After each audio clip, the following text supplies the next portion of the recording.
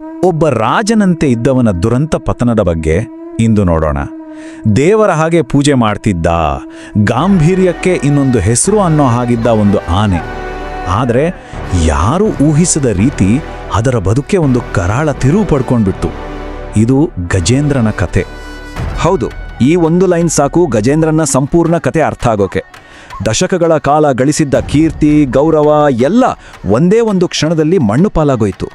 ಹಾಗಾದ್ರೆ ಆಗಿದ್ದಾದ್ರೂ ಏನು? ಎಲ್ಲಿ ಎಲ್ಲ ತಪ್ಪಾಯಿತು?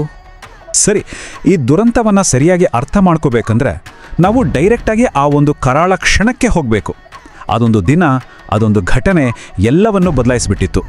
ಅದು 2015 ಮಾರ್ಚ್ ತಿಂಗಳು. ಈ ಪ್ರಶ್ನೆ ನಮ್ಮೆಲ್ಲರನ್ನೂ ಕಾಡುತ್ತೆ. ಹೇಗಾಯ್ತು ಇದು? ಒಬ್ಬ ಹೀರೋ ಹಂತಕನಾಗೋಕೆ ಹೇಗೆ ಸಾಧ್ಯ? ಈ ಮಿಸ್ಟರಿನ ಸಾಲ್ವ್ ಮಾಡಬೇಕು ಅಂದರೆ ಆ ದುರದೃಷ್ಟಕರ ದಿನಕ್ಕೆ ವಾಪಸ್ ಹೋಗಿ ಸ್ಟೆಪ್ ಬೈ ಸ್ಟೆಪ್ ಏನೇನಾಯ್ತು ಅಂತ ನೋಡೋಣ ಬನ್ನಿ.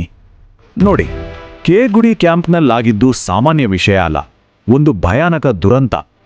ಹಠಾತ್ತಾಗಿ ಆಕ್ರೋಶದಿಂದ ನಡೆದ ದಾಳಿ 2 ಜೀವಗಳ ಬಲಿ ತಗೊಂಡ್ಬಿಡ್ತು. ಕೇವಲ 24 ಗಂಟೆ ಅಷ್ಟೇ, ಅದರಲ್ಲಿ ಗಜೇಂದ್ರನ ಇಡೀ ಪ್ರಪಂಚವೇ ತಲೆ ಕೆಳಗಾಗಿ ಹೋಯಿತು.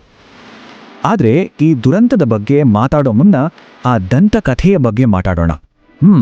ಇದೆಲ್ಲ ಆಗೋಕ್ಕಿಂತ ಮುಂಚೆ ಗಜೇಂದ್ರ ಯಾರಾಗಿದ್ದನು, ಅವನಂದ್ರೆ ಏನಿತ್ತು, ಇದನ್ನು ತಿಳ್ಕೋಬೇಕು ಅಂದರೆ ಸ್ವಲ್ಪ ಕಾಲ ಹಿಂದೆ ಹೋಗಬೇಕು. 20ಕ್ಕಿಂತ ಹೆಚ್ಚು ಸರ್ತಿ. ಒಂದು ಯೋಚನೆ ಮಾಡಿ, ಅಂದರೆ ಗಜೇಂದ್ರ ಮೈಸೂರು ದಸರಾದ ಒಂದು ಇಂಪಾರ್ಟೆಂಟ್ ಭಾಗವಾಗಿ ಬಿಟ್ಟಿದ್ದನು. ಇಷ್ಟು ವರ್ಷಗಳ ಸೇವೆ ಅವನಿಗೊಂದು ಲೆಜೆಂಡ್ ಸ್ಟೇಟಸ್ ಕೊಟ್ಟಿತ್ತು. ಅದುವೇ ಮುಂದೆ ನಡೆದ ದುರಂತವನ್ನ ಇನ್ನೂ ಹೆಚ್ಚು ನೋವಿನದಾಗಿ ಮಾಡುತ್ತೆ. ಹಾಗೆ ನೋಡಿದ್ರೆ ಗಜೇಂದ್ರ ಕೇವಲ ದಸರಾ ಆನೆ ಆಗಿರಲಿಲ್ಲ, ಅವನು ಪಟ್ಟದ ಆನೆ, ಅಂದರೆ ರಾಜಮನೆತನದ ಆನೆ.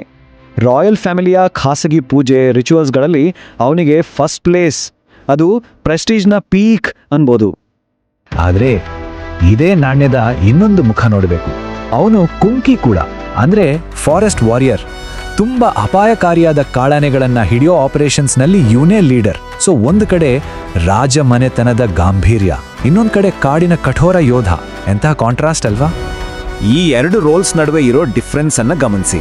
ಪ್ಯಾಲೇಸ್ನಲ್ಲಿ ಶಾಂತಿ, ಘನತೆಯ ಸಿಂಬಲ್, ಆದರೆ ಕಾಡಿನಲ್ಲಿ ಪ್ರಕೃತಿಯ ಒಂದು ಅನ್ಸ್ಟಾಪಬಲ್ ಫೋರ್ಸ್. ಹಾಸನದಲ್ಲಿ ನಡೆದ ಆ ದೊಡ್ಡ ಆಪರೇಷನ್ನಲ್ಲಿ ಅವನ ಶಕ್ತಿಯೇ ಪೂರ್ಣವಾಗಿ ಟೀಮ್ನ ಬ್ಯಾಕ್ಬೋನ್ ಆಗಿತ್ತು. ಫಾರೆಸ್ಟ್ ಡಿಪಾರ್ಟ್ಮೆಂಟ್ನವರಿಗೆ ಗಜೇಂದ್ರ ಒಬ್ಬ ನಿಜವಾದ ಹೀರೋ. ಆದರೆ ಕಾಡಿನಲ್ಲಿ ಇರೋ ಆನೆಗಳಿಗೆ ಅವನೆಂದರೆ ಒಂದು ದುಸ್ವಪ್ನ. ನೋಡಿ, ಈ ಒಂದು ಮಾತಿನಲ್ಲಿ ಅವನ ಪರ್ಸನಾಲಿಟಿಯ 2 ಮುಖಗಳು ಸ್ಪಷ್ಟವಾಗಿ ಕಾಣಿಸುತ್ತೆ. ಸರಿ, ಮತ್ತೆ ಆ ದುರಂತದ ಕಡೆ ಬರೋಣ. ಇಷ್ಟೊಂದು ಅನುಭವ, ಇಷ್ಟೊಂದು ಡಿಸಿಪ್ಲಿನ್ ಇದ್ದ ಒಂದು ಆನೆ ಯಾಕಿದ್ದ ಹಾಗೆ ಹುಚ್ಚೆದ್ದು ಕುಣಿಯೋ ಹಾಗೆ ಮಾಡಿದ್ದು ಆದರೂ ಏನು? ಗಜೇಂದ್ರನ ಈ ವರ್ತನೆಗೆ ಒಂದು ಸೈಂಟಿಫಿಕ್ ಕಾರಣ ಇದೆ. ಈ ಕಥೆಯನ್ನು ಅರ್ಥ ಮಾಡ್ಕೋಬೇಕಂದ್ರೆ ಇದು ತುಂಬ ಮುಖ್ಯವಾದ ಪಾಯಿಂಟ್. ಅದನ್ನು ಮದ ಅಂತ ಕರೀತಾರೆ.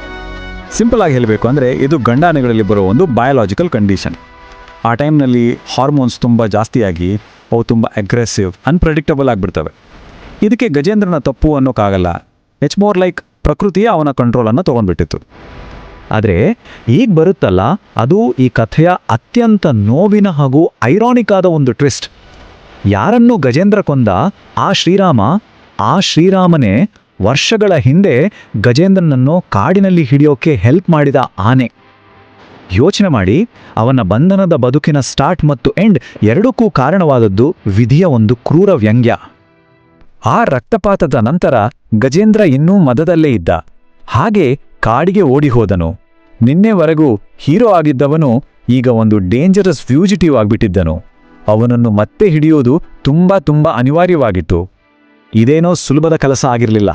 ಮದವೇರಿದ 4500 kgಯ ಒಂದು ದೈತ್ಯನನ್ನು ಹುಡುಕಿ ಹಿಡಿಯೋದು ಫಾರೆಸ್ಟ್ ಡಿಪಾರ್ಟ್ಮೆಂಟ್ಗೆ ಒಂದು ದೊಡ್ಡ ಚಾಲೆಂಜ್ ಆಗಿತ್ತು. ಸೊ ಅಭಿಮನ್ಯು ಹಾಗೂ ಹರ್ಷನಂತಹ ಇನ್ನೊಂದು ಸೆಟ್ ಆಫ್ ಪವರ್ಫುಲ್ ಕುಮ್ಕಿ ಆನೆಗಳನ್ನು ಕರೆಸಿದ್ರು. 2 ದಿನ ಫುಲ್ ಸರ್ಚ್ ಆಪರೇಷನ್ ನಡೀತು. ಕೊನೆಗೆ ಗಜೇಂದ್ರನನ್ನ ಸೇಫಾಗಿ ಹಿಡಿದು ವಾಪಸ್ ತರಲಾಯಿತು. ಹಾಗಾದ್ರೆ ಆ ಒಂದು ಘಟನೆ ಆದ ನಂತರ ಗಜೇಂದ್ರನಿಗೆ ಏನಾಯ್ತು? ಅವನ ಬದುಕಿನ ಕೊನೆಯ ಅಧ್ಯಾಯ ಹೇಗಿತ್ತು? ಅವನ ಲೆಗಸಿ ಏನು? ಇದನ್ನು ನೋಡ್ತಾ ಈ ಕತೆಗೆ ಒಂದು ಕೊನೆ ಹಾಡೋಣ. ಕೇವಲ ಒಂದೇ ಒಂದು ದಿನದ ಘಟನೆ ಅವನ ದಶಕಗಳ ಸೇವೆಯನ್ನು ಸಂಪೂರ್ಣವಾಗಿ ಮುಳುಗಿಸ್ಬಿಡ್ತು. ಇನ್ಮೇಲೆ ಅವನು ಅರಮನೆಯ ರಾಜನೂ ಅಲ್ಲ, ಅರಣ್ಯದ ಯೋಧನೂ ಅಲ್ಲ, ಅವನಿಗಿನ್ಯಾವ ರೋಲೂ ಇರೋಲ್ಲ. His career was over. ಹಿಂದೆ ಅವನಿದ್ದ ಕೇಗುಡಿ ಕ್ಯಾಂಪ್ನಲ್ಲಿ ತೊಂದರೆ ಇತ್ತು. ಆದರೆ ಈಗ ಅವನನ್ನು ಬೂದು ಪಡಗ ಅನ್ನೋ ಹೊಸ ಕ್ಯಾಂಪ್ಗೆ ಶಿಫ್ಟ್ ಮಾಡಿದ್ದಾರೆ. ಇಲ್ಲಿ ಅವನಿಗೆ ಒಂದು ಫ್ರೆಶ್ ಸ್ಟಾರ್ಟ್ ಸಿಗ್ತಿದೆ, ಬೆಟರ್ ಮೆಡಿಕಲ್ ಕೇರ್ ಇದೆ, ಯಾವ ಕೊರತೆಯೂ ಇಲ್ಲ. ಕೊನೆಗೆ ಗಜೇಂದ್ರನ್ಗೆ ಸಿಗಬೇಕಾದ ಆ ಶಾಂತಿ ಸಿಗ್ತಿದೆ. ಅವನು ತನ್ನ ನಿವೃತ್ತಿ ಜೀವನವನ್ನು ಶಾಂತಿಯಿಂದ ಕಳೆಯುತ್ತಿದ್ದಾನೆ. ಸೊ ಕೊನೆಗೆ ನಮ್ಮ ಮುಂದೆ ಉಳಿಯೋದು ಈ ಪ್ರಶ್ನೆ: ಗಜೇಂದ್ರನನ್ನ ನಾವು ಯಾರಂತ ಕರಿಬೇಕು? 20 ವರ್ಷ ಸೇವೆ ಸಲ್ಲಿಸಿದ ಹೀರೋನ, ಕಂಟ್ರೋಲ್ ತಪ್ಪಿದ ಕಿಲ್ಲರ, ಅಥವಾ ಪ್ರಕೃತಿಯ ಮುಂದೆ ಸೋತ್ ಹೋದ ಒಂದು ಬಲಿಪಶುನ? ಉತ್ತರ ಬಹುಶಃ ಈ ಮೂರರ ಒಂದು ಕಾಂಪ್ಲಿಕೇಟೆಡ್ ಮಿಕ್ಸ್ನಲ್ಲಿ ಇರಬೇಕು ಅನ್ಸುತ್ತೆ.